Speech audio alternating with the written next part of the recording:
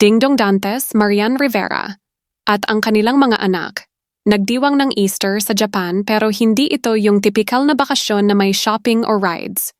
Sa Ohori Park, sa ilalim ng isang puno malapit sa lawa, nagtipon ang pamilya para sa isang espesyal na tradisyon nila, ang pagsusulat ng kanilang mga pangarap at intensyon. Oo, ganun sila ka-intentional. Sa halip na Easter egg hunt, gumawa sila ng wish list.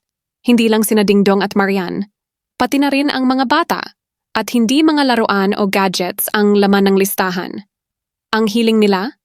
Mas maraming oras na magkasama, mas maraming pagmamahalan at kabutihan sa isa't isa. Ang lalim? 'Di ba? Sabi pa ni Dingdong sa kanyang post, "Some wishes are quiet. Some are grand. Some we've been living all along." Parang sinasabi niya na minsan, hindi mo na kailangan mangarap ng bongga kasi yung pinaka-importanting bagay, nasa harap mo na pala. Isang simple pero powerful na paalala ngayong Easter. Ang tunay na kayamanan ay ang oras at pagmamahal ng pamilya.